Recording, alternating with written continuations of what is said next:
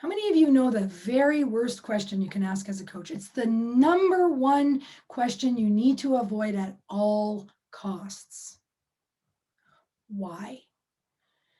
Asking why in a coaching scenario simply gets you more reasons and more content and more drama. It doesn't help you in any way, shape, or form.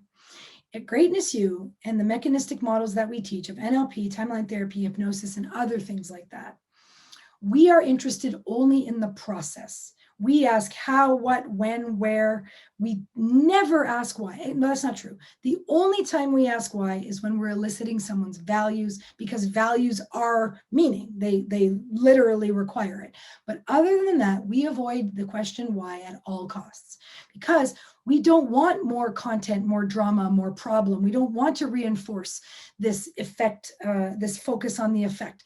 We actually want to elicit the process of how the client's filtered reality so that they can do their life the way they're doing it. So in order to do that, we have to ask all kinds of process questions. We have to elicit representational systems, language patterns. We have to get underneath the content into the structure. Think of it like this, right? It's like we figure out how they've built their house and where the windows and doors are, and then we determine if that's where windows and doors should be based on the house that they want.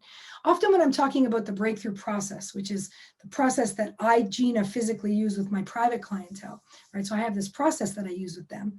And when I'm explaining it to a potential client, what I do is I say, you come to me and you say you want this garden. Let's say, I don't know, an English garden, a fancy English garden.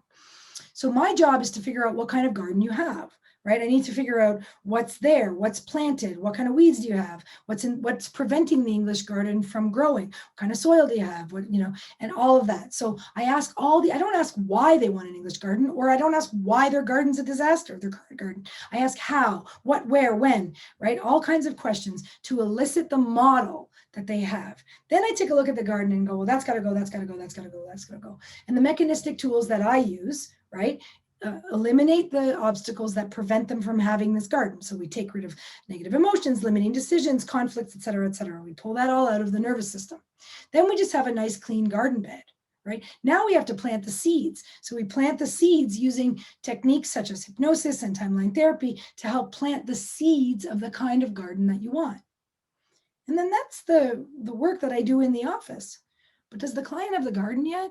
No. See, everybody thinks coaching is about what goes on inside the office, but actually coaching, that's where it starts. Sure, my client leaves with a perfectly planted garden bed and a list of techniques and tools they must continue to do, right? So that they master this garden, so that as it grows, they weed it and fertilize it and pull up a random, plant that doesn't belong there. And so to the point where eventually the garden flourishes as per the vision in their mind when they came to me in the first place. And that is what's required for making coaching work. And that is the reason that we completely avoid asking the question why and stick solely to process questions so that we can understand how the client does it, so that we can enable them to get in touch with resources to be able to do it a different way.